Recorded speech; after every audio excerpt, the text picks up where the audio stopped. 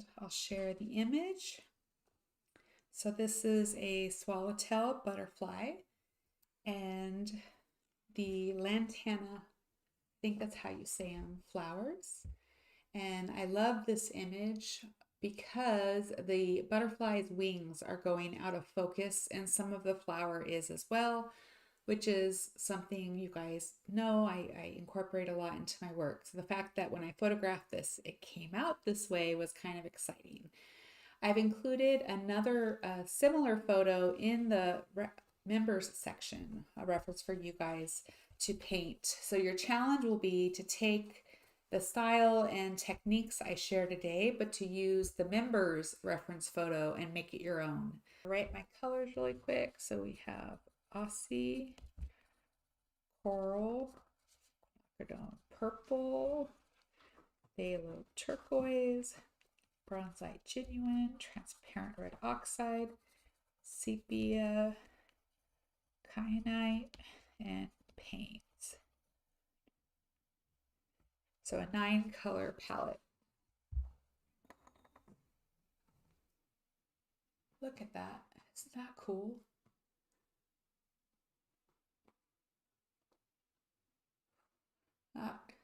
That's really cool, actually. I'm digging it. I think it'll be nice. All right, so I'm just gonna wet behind the butterfly in a loose way. And then I'm gonna take my little tiny quill brush because it holds a lot of color. And I think I'll go in with the kyanite and I'm gonna just drop the color in and let it kind of bleed out along the pathway.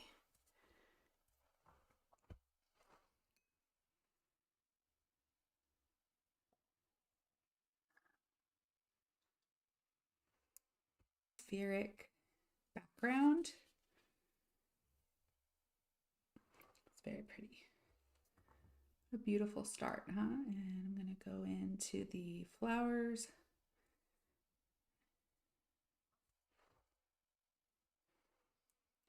And now that I'm getting away from the butterfly, I might just do a couple little sprays.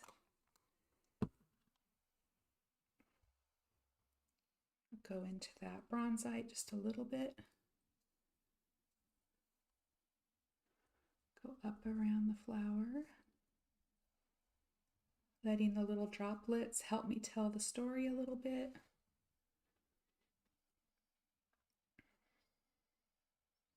Another cool thing about doing this versus drawing everything perfectly is that you can test the is my silhouette exciting or not, right?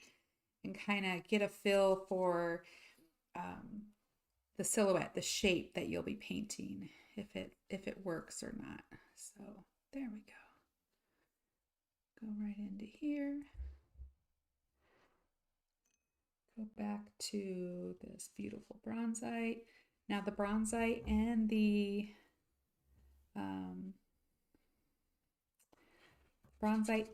kyanite both have some shimmer, so it'll give the painting a little bit of magic.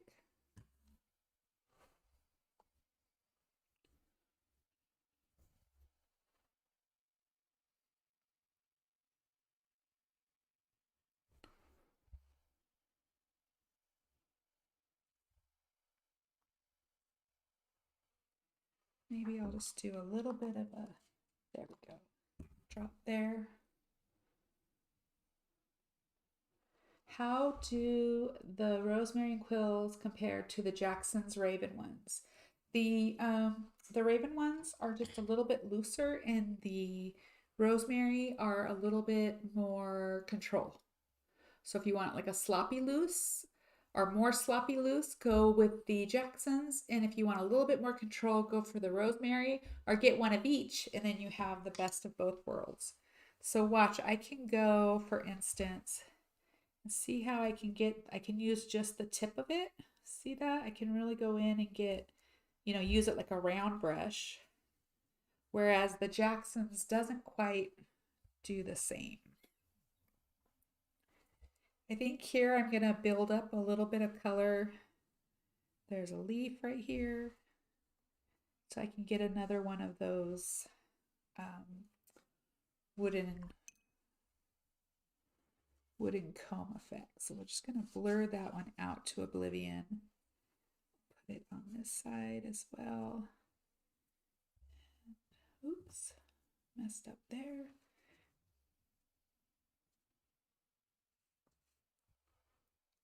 Go, and maybe I'll put a little bit of extra paint so we maybe will get more of a drag. But I'm going to go right along the way the paint's going. There we go. Barely there lines, just barely there. Something expressive and neat. I need to be careful right here that I get the branch and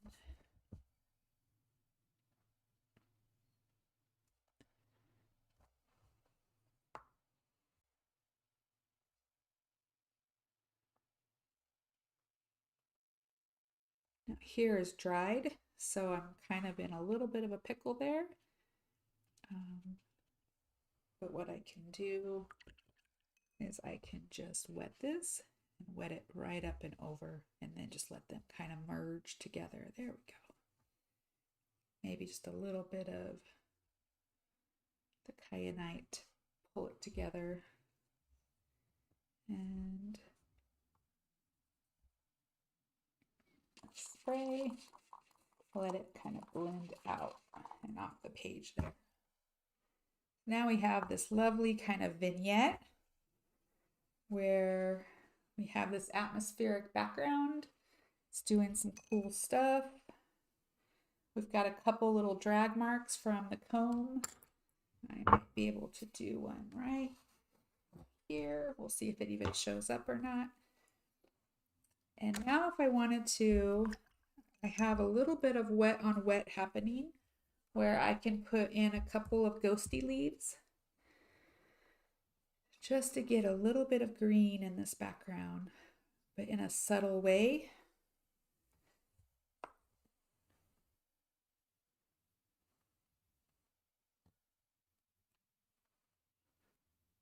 Do a little splatter, for instance. So that way it's not set just, grays and blue only. If there's a place where you had wanted a leaf, but you couldn't carve around it so much, this is a great way to get some of that in here. Or maybe there were some stems. You can kind of do that at this point. Funny thing like right here, and that's an important part of our focal point, so I'm just going to blend that out. And then using the end of my brush, I'm just going to tap so I can be very, very specific on the dose. And I'm just going to put a couple little taps of Aussie Gold, knowing that it's going to spread and I don't want it to take over the background. I just want to weave the colors I'm going to use in my main story in a couple places. And then same thing with the coral, just a couple little places wherever there's the Aussie red. Put a touch of the coral, and that might suggest that there are some flowers out of focus. Okay. While this dries, I'm going to do a little presentation on the brushes since that came up in the questions. So I chose the Red Dot by Rosemary, the 304, which is my favorite, and then I also have a Raven.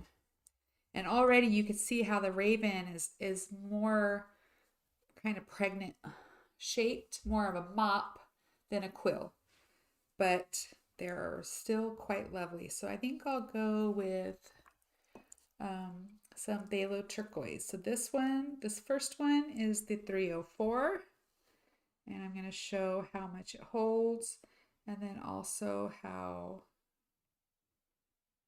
I can get the finest little line. For instance, see how it comes to a point? So I can get really nice lines with it, and also some nice leaves, which is nice when you're painting a lot of foliage. So that's the 304 series. This is the red dot, which to me is a little bit drier than this, so holds a little bit less, but let's do them one right after the other and see.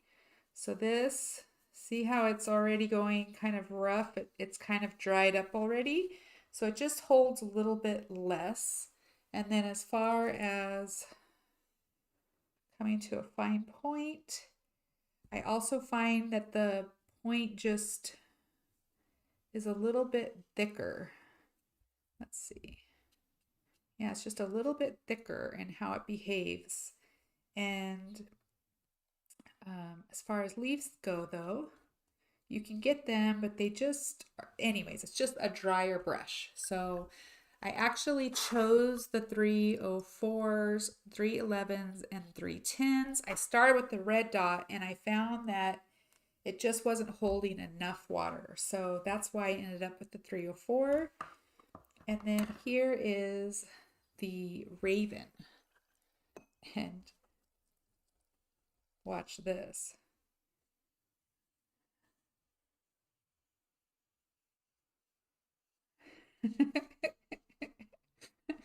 So I mean, the Raven is an amazing. See how also it mimics the shape of natural brushes, where these stayed in their quill shape.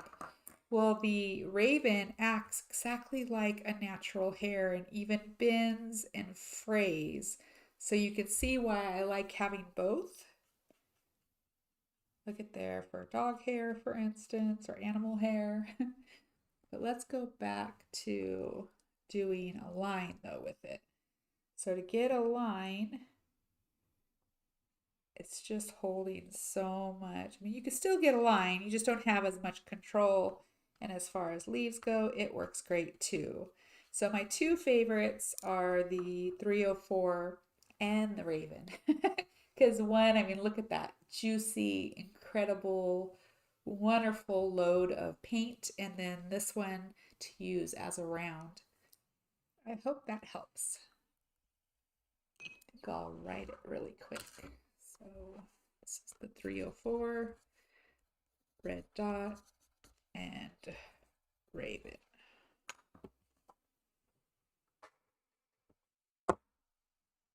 Black of the butterfly. I think I'm just going to start on the right and move to the left since I'm left-handed. I think I'm going to go like with a black brown, which would be the Sepia and the Paynes Gray, which is my best black.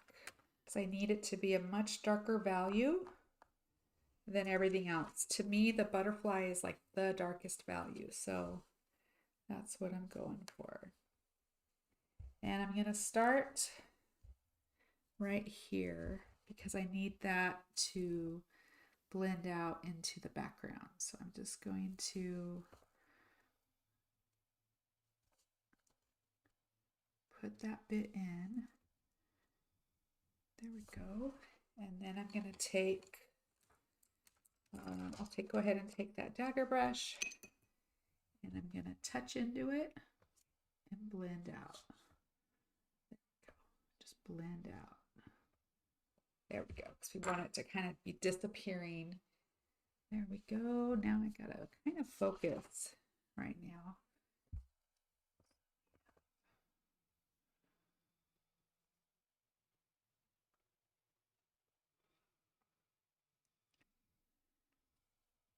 Maybe I'll skip his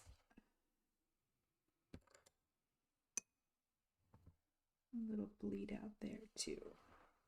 But maybe I'll bleed out right here also. Go.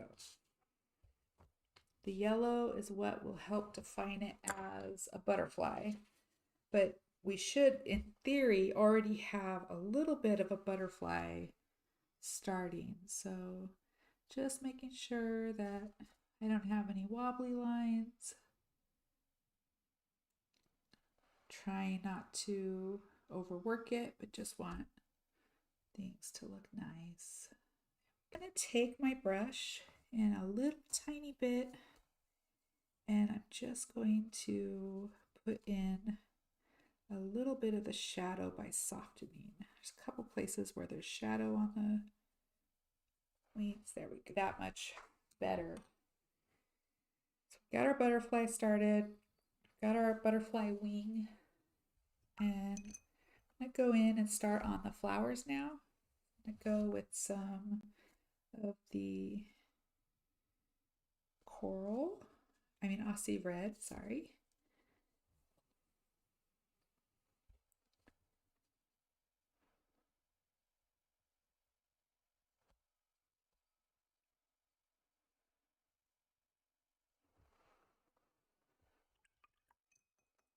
We want hard and soft edges, so I'll blend some of those down. And I'll blend some off the page there too, or off into the background a little bit. Then I can go in with my coral.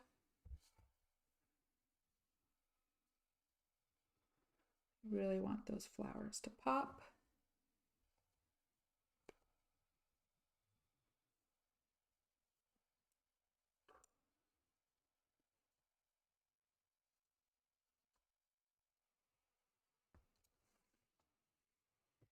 And maybe just a touch, teeny touch of the purple.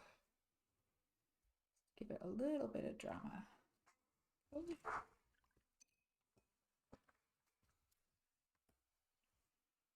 And I need my cadmium, like a cadmium yellow. So I'm going with the Aussie, and I'm taking just a little bit of that bronzite to tone it so it's not the same color as here. And then I'm just going to paint over the whole thing, and that way it can become muted.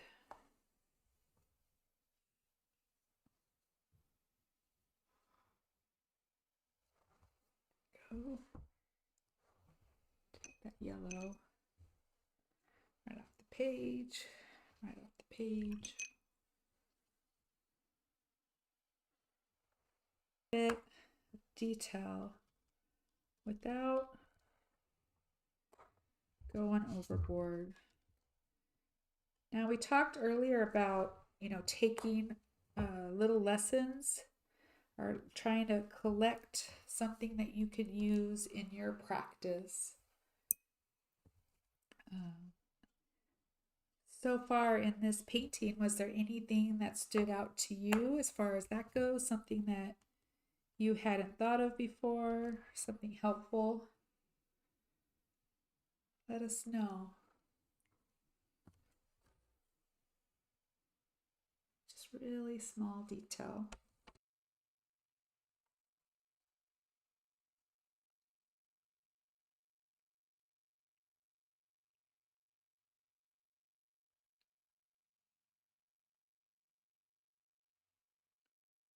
Little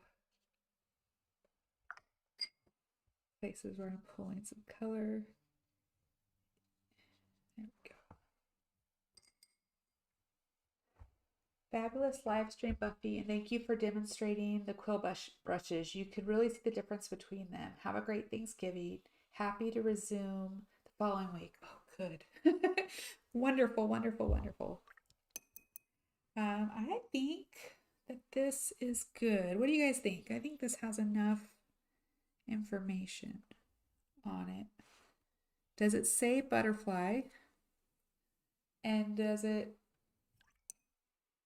Okay, I'm going to go just a couple more minutes, guys, and then I'll close out.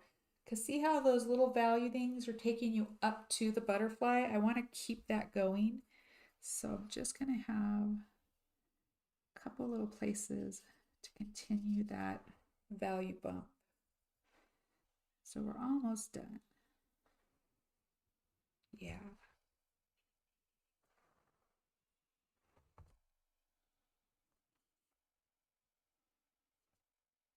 In a way, the value is pulling you up to the butterfly, huh? Kind of neat.